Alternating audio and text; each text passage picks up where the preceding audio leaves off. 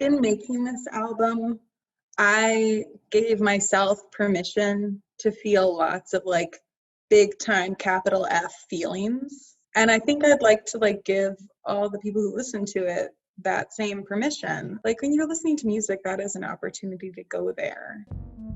Welcome to The Details. This is a show where an artist picks 5 special details about their album and talks about them with me, Molly Mary O'Brien. Here's Ziemba talking about True Romantic. Brazil is a cover, and I've covered it for a while, and I wanted to do like a fun cover of it. I would say I'm a pretty like visual person when it comes to music, and for this song, I had a pretty clear idea of what I wanted it to look like. And when I was working with the players on this song, I told all of them the same thing. And if I had $1 million, this is what the music video for this song would look like. It all takes place on a cruise ship. And the sky is all, pink and purple clouds. The song begins, and I'm standing looking out at the ocean on the top floor of this cruise ship.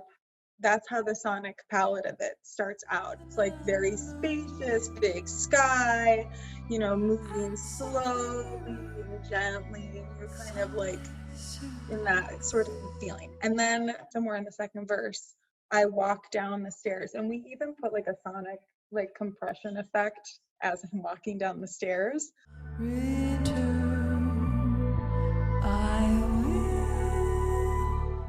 Before I open the door downstairs into the club scene. And then like that's when the sax solo comes in. I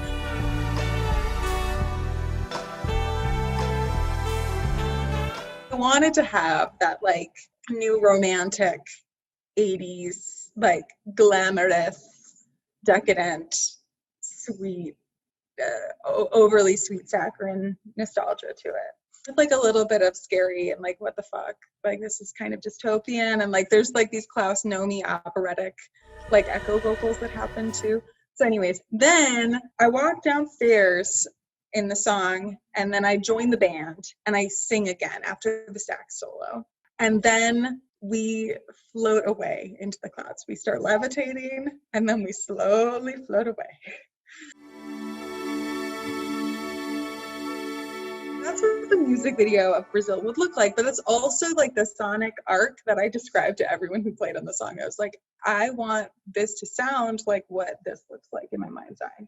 Bad Love. That song, just like the skeleton of it, is a very straightforward, like doo-wop song. It's not an unusual song in its skeletal form, but I wanted to like be playful and contemporary in that form by kind of reversing some things. And we did a lot of that with dynamics, where, for instance, the verses are often big and then the choruses go and like get really small and tense and like as much carved off of them as possible.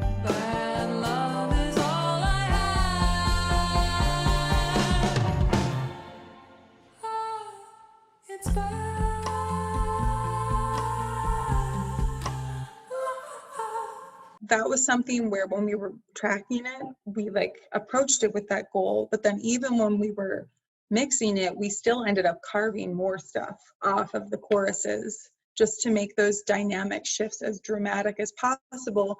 And the other part of the goal with that was to make it sonically feel like an emotional experience where you're like starting to get into the like throes, feeling something really strongly, whether it's good or bad, and then like trying to shut it off and like be pragmatic and rational about it and like have control over your emotions. And then you start to lose control and it gets really big and wild, and there's like all these like I feel like the guitar sounds in that song are very like subterranean creatures.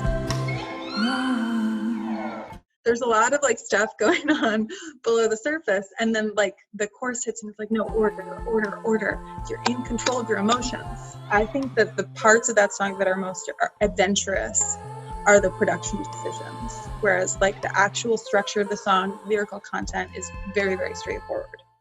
There's a panning effect in The Power of Love, which is ripped off from a panning effect in Where Does My Heart Beat Now, Celine Dion's first major English language hit. Oh my gosh.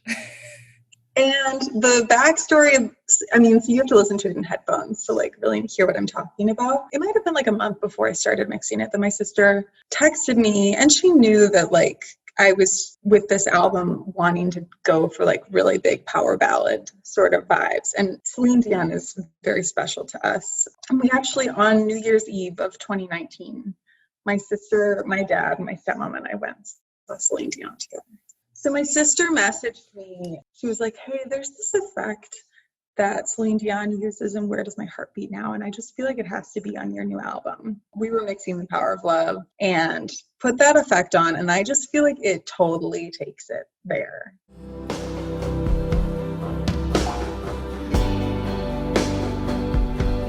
Like, if you needed to get like the last step of the way to the full experience, that is that last step that we needed, was the pan effect from Where Does My Heart Beat Now? You Feel Like Paradise, I originally wrote for my country band Rhinestone, and we called it Devil Doll. The way that we perform it, the country band, is very different.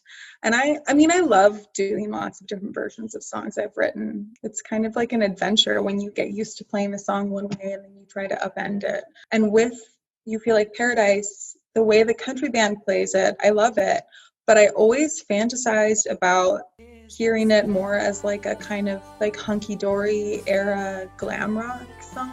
And so that's like 100% what I was going for with it, which is funny because I feel like when people hear it on True Romantic, they're like, oh, it sounds very country. And I'm like, no, this is the non-country version. But I was definitely referencing like Quicksand, and trying to go for that feel where it's like the slow build and then you have the grand piano and it gets really over the top and bombastic. And I really love how it turned out. The lyrics in True Romantic, I feel like the lyrics have been messed up the most on that one on the internet, of like people, if someone's like writing about the album, like there's a line in the song that's like, we laughed about cereal for what seemed like hours, and someone was writing a review and they're like, they laughed about Syria.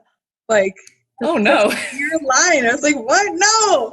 I get that it's weird. It's also strange to be like, we were just laughing about cereal. But it was a real phone conversation. It was very funny. There's a line in that song where a person that I was very in love with told me that I would be better off dating an accountant because I needed someone who was organized and not an artist.